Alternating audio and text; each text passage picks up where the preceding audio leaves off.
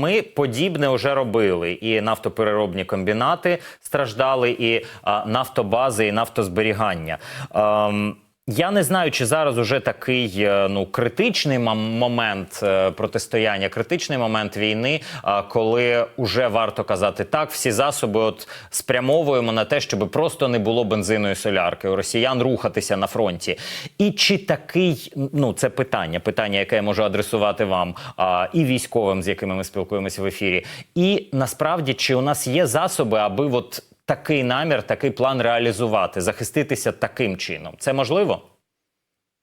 Безумовно, треба казати про зменшення стратегічного потенціалу Російської Федерації. І стратегічний потенціал полягає, наприклад, в отриманні певних видів пального для того, щоб забезпечувати ту ж саму техніку, яка стоїть на лінії бойового зіткнення. Ту ж саму техніку, яка постачає безпосередньо, наприклад, ті ж саме зброю, знаряддя інше, наприклад, до лінії бойового зіткнення. Тому я би зазначив, що безумовно є розуміння і стратегічні плани з боку сил оборони, які виконуються за рахунок ударів по таким нафтовим терміналам на території Російської Федерації. І це важливо, тому що побачимо, будуть наслідки дієві, і від цього будуть страждати безпосередньо військово російські. Угу. Але я розумію, що саме коли йдеться про нафтопереробку, це ціль, де можна досягти результату саме безпілотниками. Тобто якісь бункери, навіть заводські цехи, дахи бетонні. Тут безпілотники не завжди можуть бути достатньо ефективними, а нафтобази можуть страждати. Це так? Давайте почнемо з того, що Росія почала активно захищати свої нафтобази за рахунок певних засобів, фізично створюючи деякі перешкоди. Тому, в принципі, тут слушно було би зауважити, що все ж таки наші безпілотники справляються з цією задачею. Знов-таки, питання щодо використання безпілотників по виробничих потужностях, безумовно, я постійно наголошую, що набагато краще 450 кг демократії, ніж 75 або 50. Але тим не менш ми маємо вже успішне застосування на велику відстань дронів, які можуть нести 75 кілограмів. А це на чверть більше, ніж може нести шахет. Тобто це такий доволі потужний показник, і ми бачимо, що можуть іноді робити шахеди. Тому, безумовно, не треба зупинятися в наших розробках, але тим не менш, насправді, якщо казати про, наприклад, ті ж самі НПЗ, казати про склади з озброєнням, то так, насправді там набагато менше треба вибухової частини для того, щоб здетонувати все те, що є на тій базі. Про 75 кілограмів вибухівки ви мали на увазі удосконалений лютий, правильно? Так. Да. Чи можна, бодай те, що можна відкрити, трішки докладніше розповісти, наскільки складно реалізовувати такі вдосконалення, чи є ще тут певний потенціал, скажімо так, це може стати не 75 кілограмів, а 100, чи на 100 це вже має бути прям цілий літак, і тут уже складніше буде працювати в бойових умовах? Давайте почнемо з того, що якщо ми кажемо про відстані, то Україні доступні відстані за рахунок роботи безпілотників до 3000 кілометрів. Якщо ми кажемо про корисне навантаження, то воно може бути до 250 кілограмів. Але ж знов-таки все залежить від відстані, все залежить від кількості боєприпасу, які несе безпілотник. Треба зрозуміти, щоб для того, щоб обходити, наприклад, ті ж самі сили протиповітряної оборони ворога, нам треба бути малопомітним. Малопомітність вдається робити за рахунок малих розмірів, що створює неможливе, наприклад, виявлення з звичайними класичними системами, радіолокаційними системами таких безпілотників. Тому ця гармонія між зменшенням ваги в тих розмірах, які є, збільшенням ефективності за рахунок меншої кількості палива і збільшення саме бойової частини, знов-таки треба зрозуміти, що ще є таке розуміння як центровка, тобто де саме знаходиться якийсь з елементів для того, щоб цей планер і відповідав певним вимогам аеродинаміки. Тому складна задача, але як бачимо, вона вирішуємо. Я думаю, що до 100 кілограмів на відстань до 2000 кілометрів ми можемо заявляти. Ну, от у те, що пишуть, принаймні, дивлюсь на, цитую публікацію у «Фокусі», що ось цей удосконалений лютий до 600 кілометрів від кордону може долати відстань. Це доволі відчутна глибина, це принаймні більше, ніж високоточні ракети зараз можуть забезпечити. І для того, аби діставати ось такі, наприклад, підприємства або сховища, де зберігають нафту і паливо, це, звісно, дуже такі важливі речі для нас. Із нещодавніх досягнень і результатів, до яких дійшли українці, це знищення РЛС в окупованому Криму. Пишуть, що близько 5 мільйонів коштувала вона. «Падльот» називається ось саме така радіолокаційна станція. Ну, не 1,5 мільярда чи не 1,2 мільярда, як С-400, але я розумію, що це теж важлива техніка. І важливо, що ми знову чуємо про знищення подібного на території Кримського півострова. Давайте почнемо з того, що більшість засобів ураження для того, щоб бути малопомітними на системах виявлення, використовують низькі висоти, тобто до 500 метрів.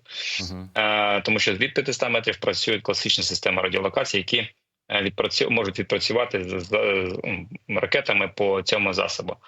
Тому головною задачею, наприклад, в роботі є знищення систем, які би передбачали виявлення на малих висотах. От саме «Падльот» займається виявленням повітряних об'єктів на малих висотах в умовах там радіоперешкод або іншого.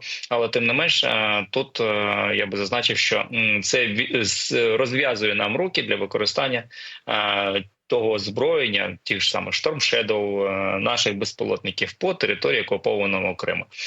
Тут насправді треба зазначити, що Крим довгий час не обстрілювався, а зараз ми можемо констатувати, що з'явились деякі військові можливості у них на цьому півострові, тимчасово окупованому. Тому, безумовно, я думаю, що найближчим часом будемо бачити частішу роботу по півострову. Тобто не обстрілювався, бо не було достатньо важливих цілей?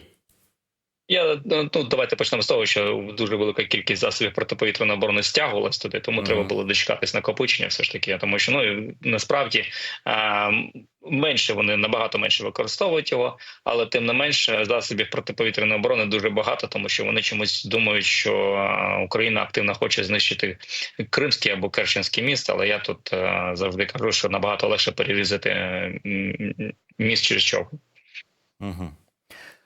Важливі речі. Тоді про зусилля і тиск, до яких вдаються самі росіяни.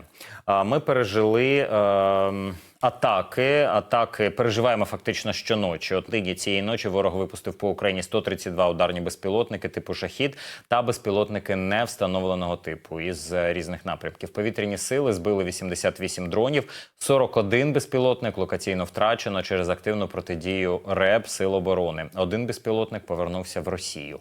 ППО працювала в 10 областях. Внаслідок російської атаки у кількох областях України пошкоджено автомобілі, приватні та багатоквартирні будинки. Потерпілим надається допомога.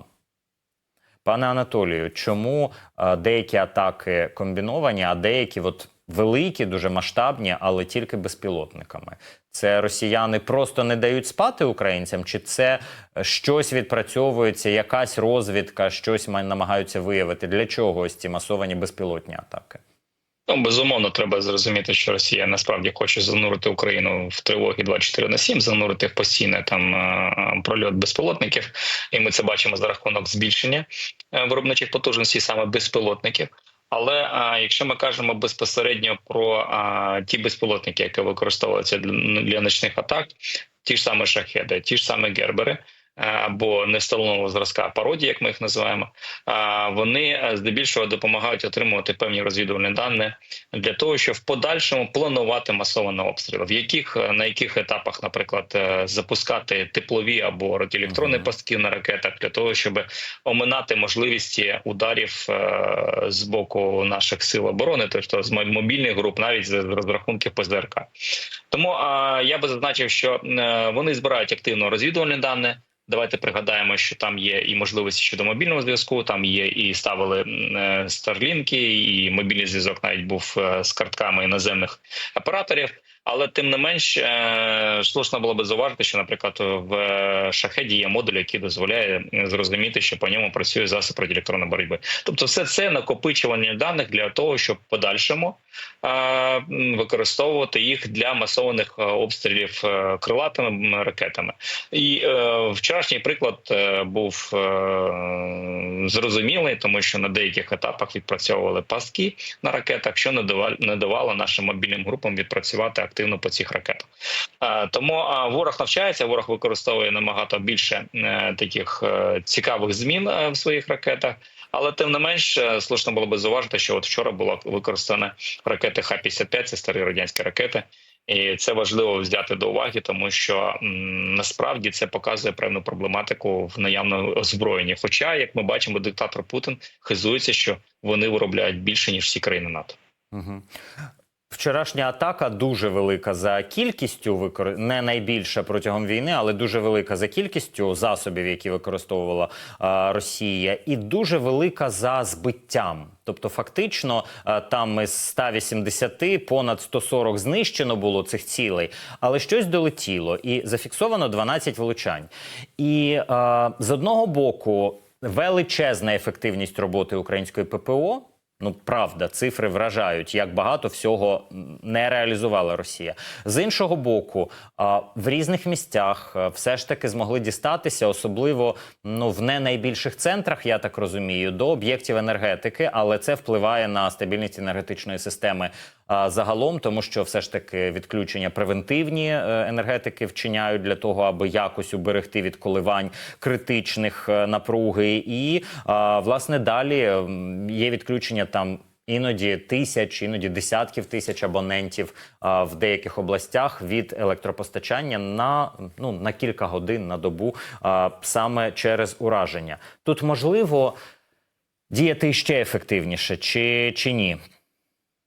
Безумовно, ми можемо казати про найбільш ефективне рішення щодо захисту, але тут треба зрозуміти, що насправді велика кількість повітряних цілей і нестача нових сучасних систем протиповітряної оборони, нестача засобів радіолокації, які допомагають, наприклад, покрити усю територію України системами, які би бачили низьковисотні цілі, наприклад, на висотах, тобто якісного радіолокаційного поля, яке би дозволяло би покрити всю територію України.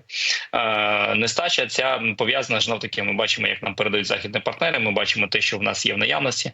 Тут слушно було би зауважити, що, наприклад, старі радянські системи не так якісно спрацьовують по новим ракетам російським, які використовують ті ж саме теплові пастки. Тому тут я би зазначив, що безумовно повітряні сили з наявною кількістю засобів протидії справляються на 5 з плюсами, і це насправді дуже складна робота і тяжка робота, тому треба віддати їм шану. Але ж знов-таки нашим дипломатам треба і далі спілкуватися щодо збільшення можливих отримання більше систем протиповітряної оборони на кшталт тих же самих «Ірісів», на кшталт тих же самих «Самті» і «Петріотів». Пане Анатолію, а як вам бачиться, як професіоналу, є політична перспектива у розмові про те, щоб натовські засоби ППО захищали хоч би частину українського повітряного простору? І чи вам здається, можна досягти якогось результату? Бо уражені області, скажімо так, об'єкти в цих областях, так? Львівщина, Рівненщина, Волинська область, знеструмлення у Житомирі, Хмельницька, Івано-Франківська. Я не говорю про Сумщину, Миколаїв. Ці наближені до фронту, тут натовська авіація, так би мовити, нічого не зробить. Але от те, що близько до західного кордону України, чи ви бачите перспективу, щоб домовлятися, політично досягати цього рішення, щоб трохи захисту на себе могли взяти наші сусіди? Почнемо з того, що насправді, якщо ми кажемо про співпрацю з країнами НАТО щодо захисту повітряного простору України, то треба повертатися до, на мою думку, однієї з гарних ініціатив, яка є в Європі, це Небесний щит Європи, яка була створена на початку повномасштабного вторгнення. Тобто це інструмент, який був створений країнами Європи і не тільки, тому що там і Туреччина входить до цієї коаліції, для захисту себе від можливих ракетних обстрілів з боку Російської Федерації. Про що це може казати? Про те, що ми можемо спілкуватися щодо створення єдиної системи протиповітряної оборони в Європі.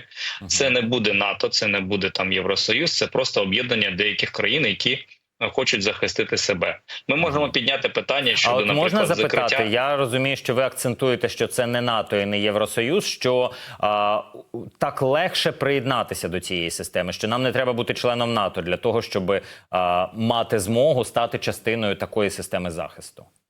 Тут питання в тому, що ми повинні ще і ставити в незручне положення Путіна, який заявляє про те, що він воює з НАТО. Розумієте? Тобто ми кажемо про те, що тут використовується інструмент, який не буде лягати в площину пропаганди Російської Федерації. Тобто це країни, які об'єдналися проти Російської Федерації, і з таким тезисом треба виходити. І ми можемо казати, наприклад, про закриття тих регіонів України, які, наприклад, знаходяться на тилових регіонів України. Тобто ми кажемо про те, що не використовується захист на прифронтових прикордонних областях, а в цих регіонах використовується вже захист безпосередньо Сил оборони України. А тут сумісне патрулювання або захист повітряного простору. Але знов-таки треба зрозуміти, що насправді більшість європейських країн не стикалася з такою загрозою, якою стикається зараз Україна. Тому що, наприклад, для того, щоб влучити в 12, зробити 12 влучань, Росії понадобилось 180 ракет запустити, 180, точніше, об'єктів запустити, засобів ураження. На відміну, давайте згадаємо, скільки було запущено по Курщині для того, щоб знищити командний пункт. Тобто це, в принципі, показує певні такі розуміння можливості, але тим не менш треба зрозуміти, що офіцерів або там військових в країнах НАТО, які перехоплювали такі типи ракет, як Х-101, Калібр, Х-55, немає. Тому що от у мене нещодавно було відрядження до військової бази в Нідерландах, в яких розташована наземна система протиповітряної оборони, і жоден з військових, з якими спілкувався, він не має досвіду перехоплення таких ракет. Ну, я пошуткував, говорю, чому у вас тут Петріоти туди-сюди їздять? І вони кажуть, так вони ж тренуються. Я говорю, так приїжджайте в Україну тренуватися. От, я говорю, хтось збивав ракети Х-101, Х-555? Ну, звісно, що не збивав. Тому, знов-таки, повертаючись до основного питання, треба казати про те, що треба вести діалог з Європою, розумієте? Тобто треба вести на равних діалог з Європою, тому що ми постійно згадуємо про те, що ми передали літаки Ту-160 Російської Федерації.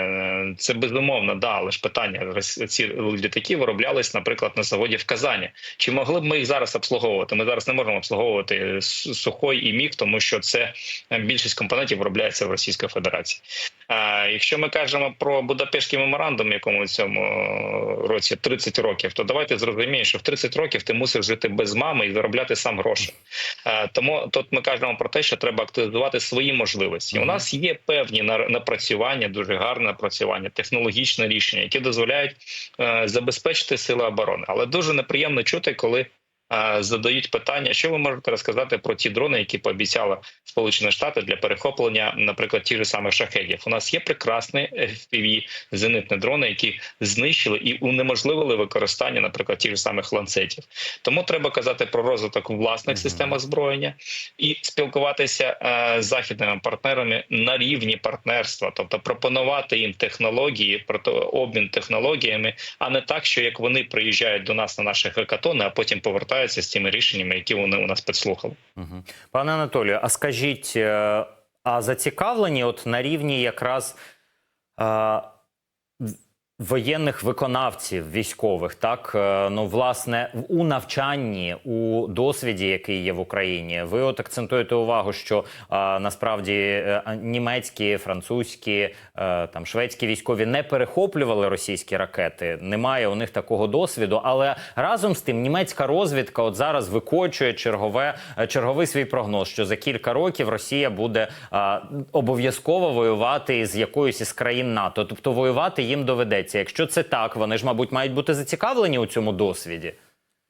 Ну, знов таки, давайте повернемось до толерантної Європи, яка була вирощена пані Меркель, яка активно толерувала з Російською Федерацією і, в принципі, приводила до цього більшість країн Євросоюзу. Тому зрозуміло, що світосприйняття, наприклад, наших західних партнерів війни, постійно навіть знаходячись в відрядженнях за кордоном, приїжджаючи там десь до військових, вони коли дізнаються, що я з України, кажуть: о, у вас же війна. Я говорю, не у вас, не у нас війна, війна у вас на сході Європи, розумієте це? І в принципі вони розуміють, що тим більш-менш, але у випадку падіння України їм прийдеться воювати з Російською Федерацією. Чи готові вони навчатися? Безумовно, готові. Вони готові навіть давати нам якісь поради, тому що насправді є деякі цікаві рішення, які вони можуть пропонувати. Але з огляду на той сектор, в якому я працюю, вони дуже зацікавлені, наприклад, в отриманні певних інституцій, певного розуміння, як ми протидіємо, наприклад, безпілотникам, комерційним, військовим безпілотникам за рахунок засобів радіоелектронної боротьби, які ми створюємо. Їм це цікаво, і вони хочуть отримувати певне, так би мовити, скіли від нас. Але тим не менш потрібно це виводити на державний рівень обміну технологій для того, щоб, наприклад, у випадку відрядження пана Умерова безпосередньо в Південну Корею, коли йшла розмова, тут треба зрозуміти, що тут відбувся дуже важливий факт. Південній Кореї дуже цікаво отримати розвідувальні дані щодо наявних уламків ракет, які у нас є з балістичних ракет корейських. І це важливий елемент, який ми можемо передати Південній Кореї, за рахунок чого отримати від них. Я розумію, що законодавчі норми не дозволяють Південній Кореї передавати там певні види озброєння, але вони дозволяють передати певні технології або певні комплектуючі для створення власних рішень. І це дуже важливо. Тут треба вести не на рівні того, що ми розуміємо, що законодавча норма вам забороняє передачу зброї, але давайте спілкуватися про обмін технологій, про обмін деяких комплектуючих, наприклад, що ви будете там постачати нашим виробникам якісь компоненти, з яких буде збиратися зброя вже для захисту нас від вашого ворога. Пане Анатолію, ще кілька тем. Часу зовсім мало, тому в такому буквально бліц-режимі важливими акцентами. Росіяни використали калібри із касетними боєприпасами. Касетний боєприпас – це значить уражається територія. І потенційно більша кількість людей можуть ставати жертвами. Вони були вигадані, щоб скупчення живої сили, армії знищувати. Але от зараз росіяни вглиб України стріляли такими ракетами. В чому небезпека, як захиститися, на що тепер треба звертати увагу і цивільним? Безумовно, під час повітряних тривог, обстрілів, що навіть шахедами, треба бути в укритті, тому що ми бачимо, що навіть шахеди використовують касетний боєприпас. Щодо використання касетних боєприпасів, то слушно було б зауважити, що удари по енергетиці ускладнюють можливість локалізації пожежі або там їх інших наслідків, що призводить до більшої руйнації, тому що ці боєприпаси можуть і далі підриватися. І це проблематика, і це можуть бути і далі загибли, наприклад, серед рятівників, які намагаються там локалізувати пожежу або якісь ще наслідки від удару. Ще одна тема. Орешник російський. Путін лякає Україну. Сказати, мабуть, відчути до кінця важко, і ніхто не розуміє достеменно, чи то є чим іще стріляти росіянам, чи то намагається просто шантажувати таким чином Путін. Але в будь-якому разі заявляє, що готовий використовувати іще, що якісь іще ракети подібного типу в їхньому розпорядженні є. Більше того, кажуть про запланований удар. Будь ласка, розставте ваші акценти. Давайте почнемо з того, що те, що ми побачили в Дніпрі, оце сяйво таке, це за рахунок використання міжконтинентальної балістичної ракети на малу відстань, тому що будь-яка балістична ракета міжконтинентальна використовується не менше, ніж на 2000 кілометрів. Далі повернемось до можливості і спроможності Путіна. Під час цієї заяви він зазначив, що їхній оборонний ВПК випускає набагато більше ракет, ніж випускає всі країни НАТО. Повертаємось до основних ракет російських, яка вона може робити або там може лякати. Сармат. Лише з 5 випробувань одне було успішне. Останнє випробування було підрив ракети безпосередньо в шахті. Буревестник. Жодного з 13 випробувань не було успішним. Під час останнього випробування 5 співробітників Росатому загинуло. Булава з 2004 по 2010 рік робилися випробування. З 14 випробувань лише 7 було успішних, але все одно її поставили на озброєння. Кінжал ракета не відповідає тактико-технічним характеристикам. Циркон не відповідає тактико-технічним характеристикам. Під час останніх масованих обстрілів використовувалися ракети Х-101 з старими радянськими двигунами від ракет Х-55. Останній масований обстріл ми бачили велику кількість ракет Х-55 старих радянських. Тобто ми кажемо про те, що путінська пропаганда і далі буде використовувати інструмент доктрини Герасимова, тобто залякування і психологічного тиску на цивільне населення або на толерантні душі Євросоюзу. Орешник чи щось подібне до того, що ми бачили у Дніпрі, якась кількість одиниць може бути ще в розпорядженні росіян? Безумовно, може бути, тому що це перезібраний ЯРС. Тобто більшість комплектуючих було старі радянські, тим паче, що деякі елементи і механізми цих ракет дивують своїм кулібінщиною в плані створення. Тому, безумовно, вони можуть зібрати, але знов-таки відпрацюють вони в такому ж з таким же самим ефектом, тобто за рахунок просто кінетичного падіння світлодіодів, тобто нагрітого матеріалу. Давайте так. А якщо ми кажемо безпосередньо про застосування бойової частини, то, на мою думку, це неможливо, тому що не буде ніякого ефекту і піску не буде, пісок тільки є у дідушки Путіна, коли він сидить в Казахстані. Так, ну це до цитати Путіна, який казав, що все, що знаходиться в епіцентрі вибуху, розділяється на фракції, елементарні частинки і перетворюється, по суті, на пил. Анатолій Храпчинський не вірить у путінський пил і путінський пісок. Ну, ми теж хочемо... Саме путінський, який у нього є, то можна вірити, тому що він вже старенький. Але ж... Ми приєднуємося теж, пане Анатолію. Дякую дуже за сьогоднішню розмову, за багато важливих акцентів і за глибше розуміння професійне цієї теми. Анатолій Храпчинський на прямому зв'язку зі студією Апостроф ТІВІ.